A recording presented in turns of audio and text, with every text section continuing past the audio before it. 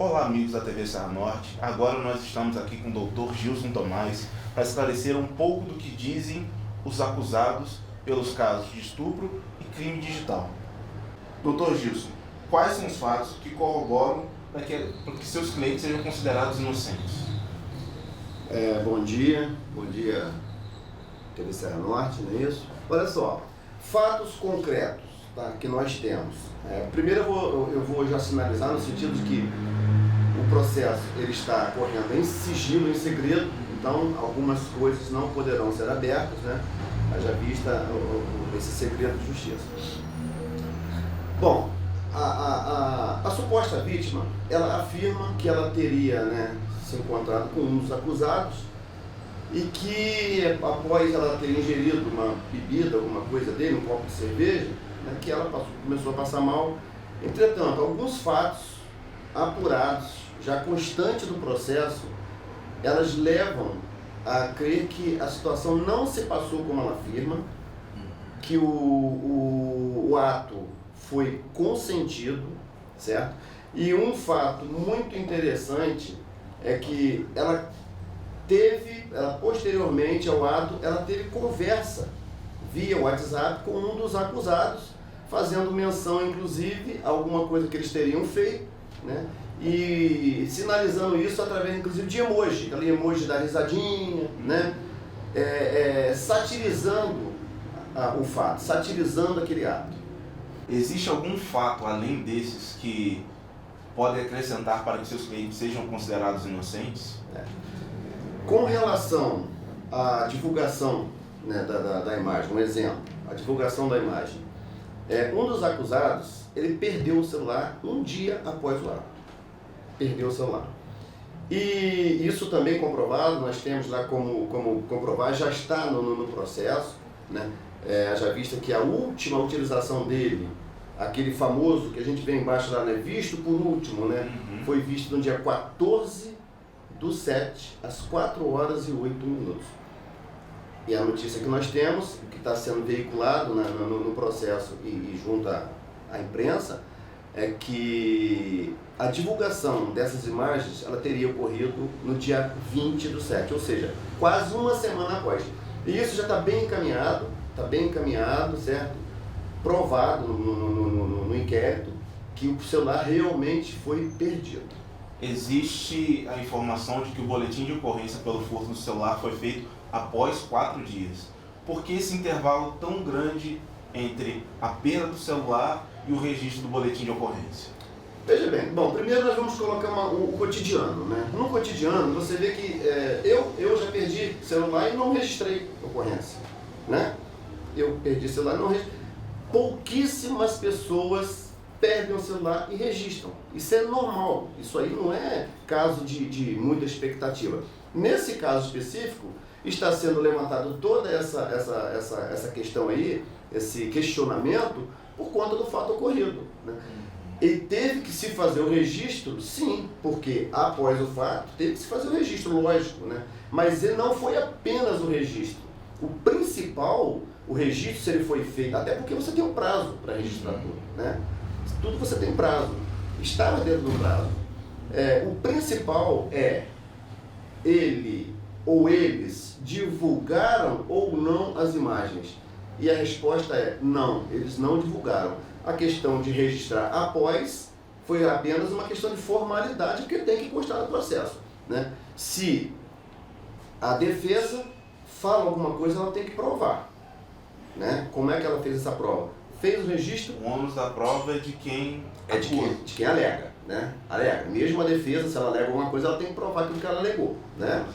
Aliás, muito interessante essa lembrança que você fez aí, bem pertinente. Nós vivemos, inclusive hoje em dia, no Brasil, né? Todos sabem, até o povo em geral sabe, que haja vista essas notícias recentes a respeito, né, de um ex-presidente preso, né? Que o ônus da acusação, o ônus de provar a acusação é de quem acusa. Infelizmente, nós vivemos hoje uma situação de que você tem que provar a inocência, você tem que provar aquilo que você não fez, né? E isso é tremendamente prejudicial prejudicial para aquela pessoa que está sendo acusada. A gente entende, aí eu vou falar um pouco até a nível de, sair um pouquinho da esfera até jurídica, né? Mas vamos falar a nível de sociedade. A gente entende que essas imagens, elas impactam, elas causam, né, no povo, naquela pessoa que está vendo, uma certa repulsa. É natural isso. É natural isso. O que a gente não pode aceitar é que pessoas, até técnicas do meio jurídico, né, venham comungar com esse tipo de pensamento. Correto? Existem 3 acusados. A suposta vítima, ela afirma que a vida dela acabou. Sim, pode ter acabado, mesmo com sentido, porque um ato desse, numa cidade pequena, se ela sumir que ela teria feito isso, para a imagem dela, né? Mas seria mais justo. Seria mais justo, porque se tem uma vulnerabilidade de um lado, existem 3 vulnerabilidades de outro. Certo? Então, quer dizer, nós não podemos ser levados, eu peço à população, a todos que de alguma forma participem, que tenha prudência, cautela na hora de fazer o juízo de valor, né? Que faça, mas que tenha cautela. Porque o que você não pode é sair condenando já uma pessoa sem que ela tenha toda aquela instrução processual. Nós estamos na fase de inquérito, a autoridade policial, né, vai concluir o inquérito, vai apresentar para o Ministério Público, que vai ver se oferece ou não oferece denúncia, certo? Então nós temos todo esse cuidado, temos que tomar todo esse cuidado. A gente reconhece que é um fato que realmente repercute demais na cidade, até porque tomou esse vulto nacional, né, a nível nacional. O fato de um dos acusados não ter senha no celular, não ter tido a prevenção com o conteúdo do celular, pesa contra ele?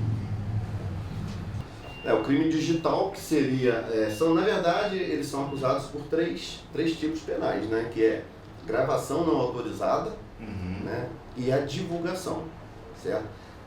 A gravação foi autorizada, segundo eles narram, ela teria consentido em tudo, no ato e na gravação, apenas que não fosse filmado o rosto dela, certo? Tanto que em um momento lá, ela procura até tapar, né, se esconder do flash, né, da câmera.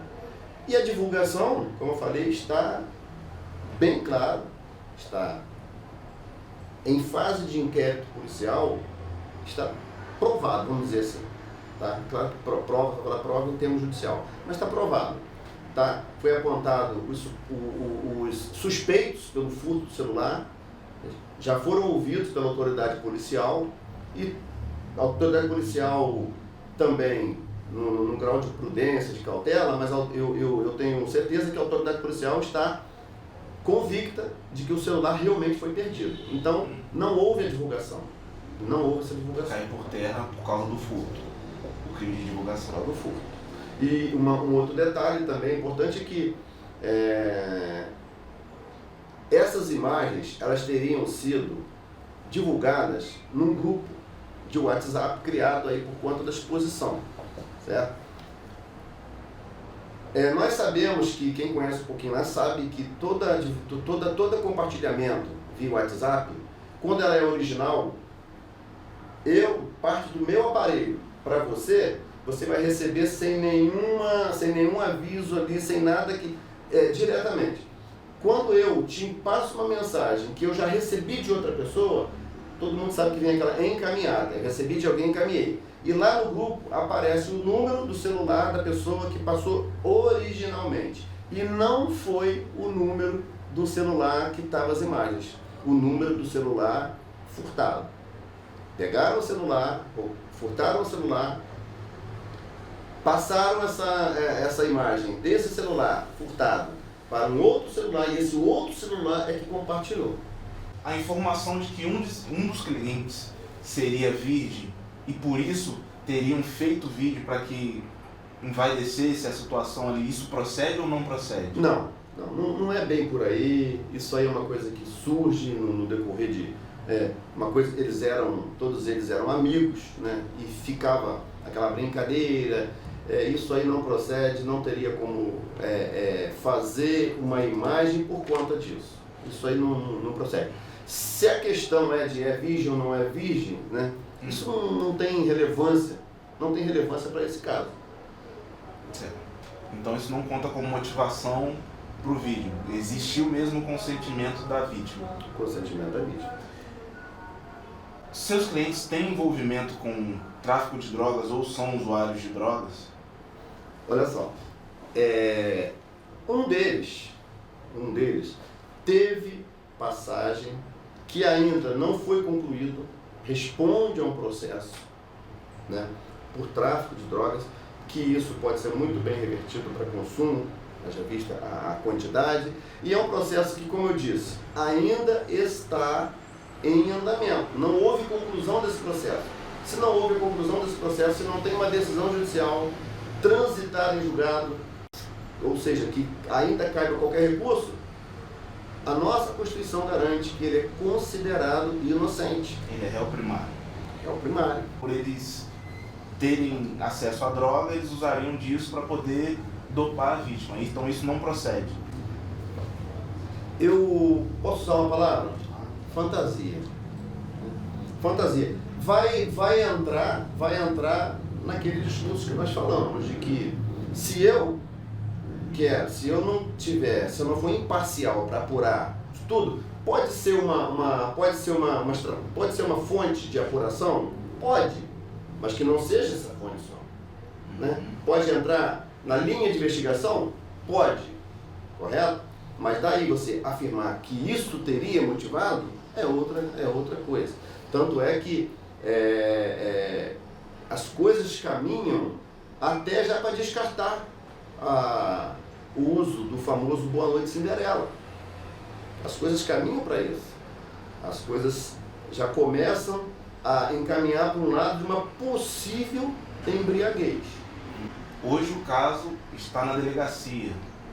Esse caso você acha que vai passar para a esfera judicial ou acha que ele se finda com a investigação do delegado?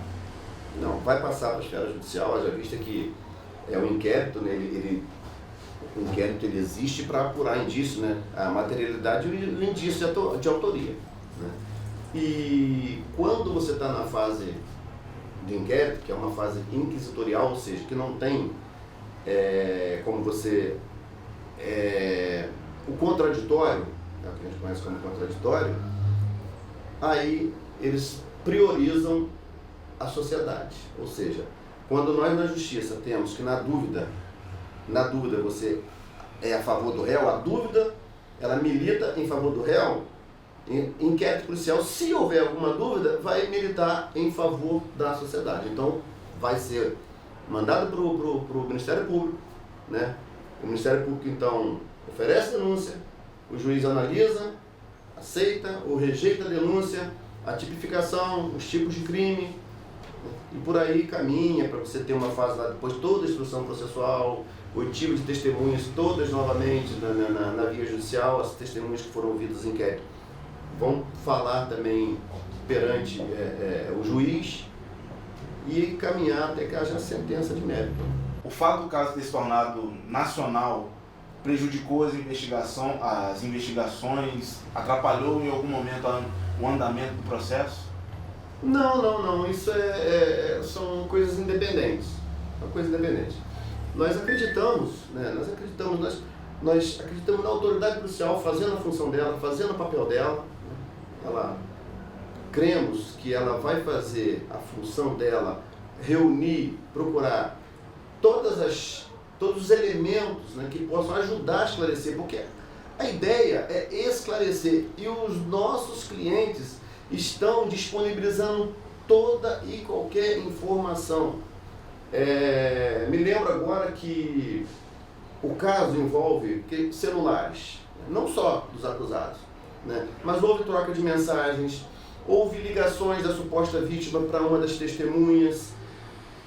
Nós estamos disponibilizando o acesso, a quebra de sigilo telefônico dos acusados, pedindo câmeras, né, imagens de câmeras, onde eles teriam feito a passagem para demonstrar que tudo foi consentido, que não havia questão de embriaguez, não havia questão de estar dopado através de uma droga.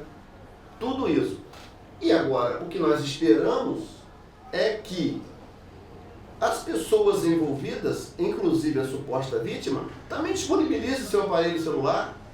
Por que não? Se nós estamos procurando a verdade, porque para você absolver ou você acusar, tem que ter a verdade. A verdade tem que aparecer. Repito, corremos o risco de, por causa do clamor, o tão afirmado clamor social, que eu nem vejo esse clamor social hoje, clamor público, mas por conta disso, você corre o risco de colocar 3 vidas dentro de um presídio, sem que tenha cometido o ato. A gente defende a justiça, a gente busca, né, buscar a justiça, a gente quer a justiça, a gente quer a verdade.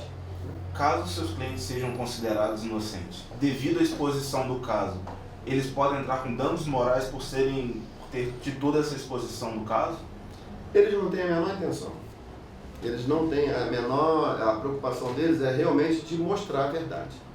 Mostrar a verdade. Hoje em dia, por conta disso, se fala inclusive, como eu disse, de repente cair até para uma linha de investigação de embriaguez, descartando a droga, né? O que, ao meu ver, já faz as palavras da vítima, que tem peso nesse tipo de crime, a palavra da vítima ela tem muito peso nesse tipo de crime, mas a partir do momento que uma pessoa afirma que não tinha bebido para se embriagar, e outras pessoas dizem que ela estava com um comportamento alterado, indicando suposta embriaguez, né, já cai em descrédito. Já começa a cair em descrédito. Começa a alterar, né, depoimentos. Começa a cair em descrédito. Bom, e o resto a gente vai, no andar, no correr, né, na instrução processual, a gente vai provar. Nós vamos provar a inocência deles, mas em momento algum eles falaram em retribuir o mal injusto. O que você espera do caso a partir do dia de hoje? A gente espera, tanto da autoridade policial, quanto do órgão do Ministério Público, quanto do juízo, né, que vai processar e julgar esse caso, né, imparcialidade. Nós cremos nisso, nós sabemos, né, que nós temos uma autoridade policial séria, nós temos um Ministério Público sério, nós temos o judiciário sério. Então nós cremos realmente que a justiça vai ser feita, né, e que ao final vai ser provado a inocência. Infelizmente vai ser provada a inocência, porque deveria ser o seguinte, não será provada a acusação. Mas eu tenho que falar que vai ser provada a inocência, porque é o que a gente tem visto hoje na prática, provar a inocência. Dr. Gilson, muito obrigado por nos atender. Henrique Júlio para a TV Serra Norte.